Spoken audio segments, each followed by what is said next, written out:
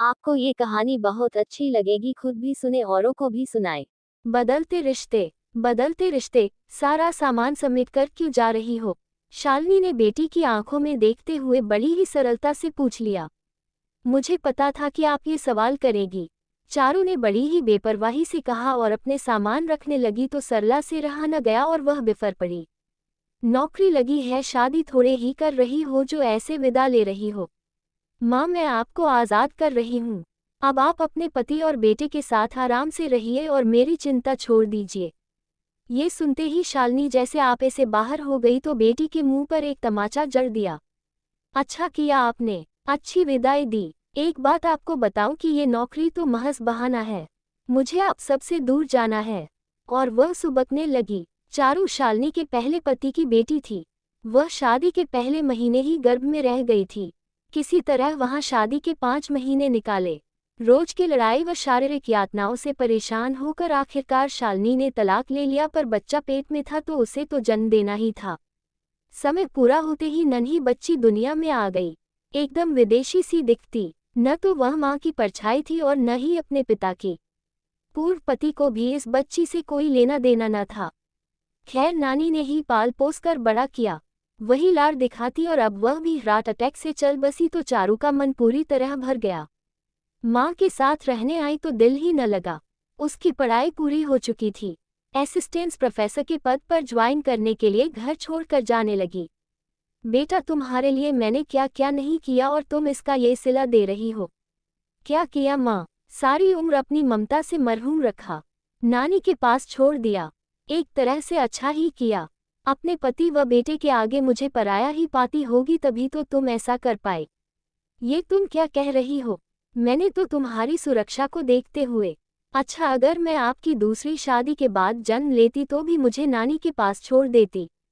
इस घर गृहस्थी में आने जाने वालों के सवाल जवाब से तुम्हें दूर रखना चाहा। मुझसे गलती हो गई। आपने मुझे जन्म दिया था। आप मुझे साथ रख सकती थी।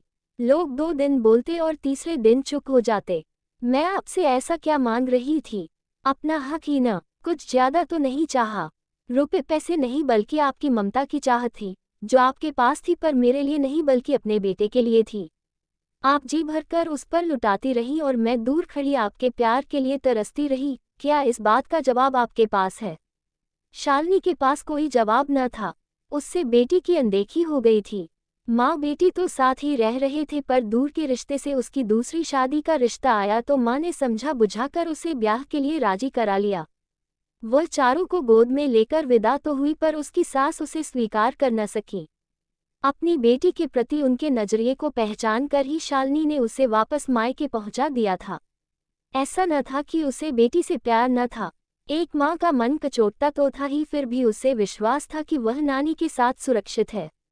बीच बीच में आकर मिलती। निकलते वक्त बेटी की सुनी आंखों को देखती हुई उसका मन भी तार तार हो जाता, पर क्या करती।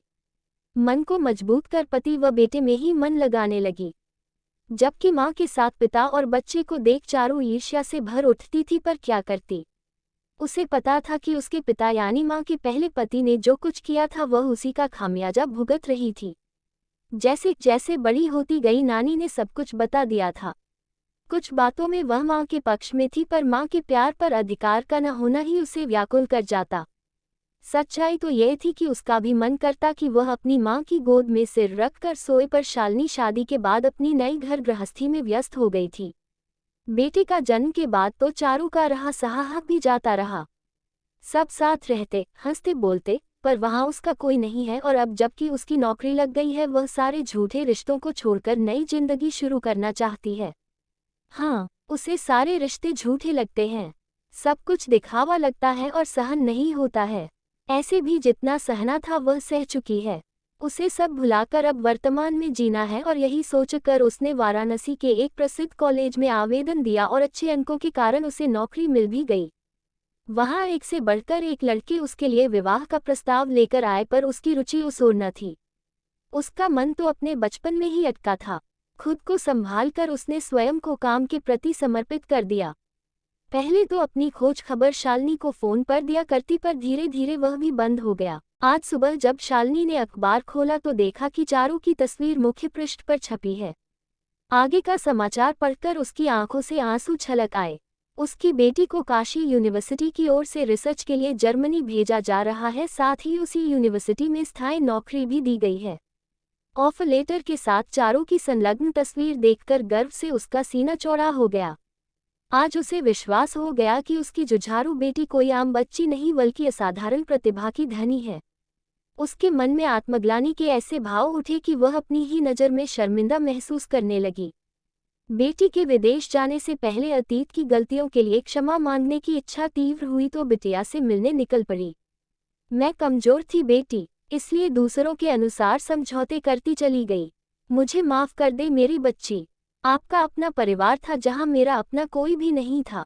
शायद इसी एहसास ने मुझे इन किताबों में डुबो दिया और देखो ना, आज इनके बदौलत ही आप मुझे वापस मिल गई। चारू बाहें फैलाए राह देख रही थी। मेरे बच्चे, मुझे तुम पर गर्व है। सीने से लगाकर इतना ही कहा पर बरसों के जज्ब आंसू दोनों को भिगो गए और यह महसूस हुआ सच्चा सुख मोहब्बत में है न कि नफरत में। असली राहत तो अपनों से मिलकर ही महसूस होता है और माँ बेटी के रिश्ते से बढ़कर तो कुछ भी नहीं। एक खूबसूरत रिश्ता जो मलिन हो चला था वह नफरत की आग बुझते ही चमक उठा। आपसी भाव बदल गए। जिन लोगों में उसे झूठ दिखता था वहां सच्चा स्नेह नजर आने लगा। अतीत का दर्द कम हुआ तो राहत पाकर चारू ने अपने कदम स्वर्णिम भविष्य की ओर बढ़ा लिए। मेरे चैनल को पिलिच पिलिच लाइक और सब्सक्राइब करें।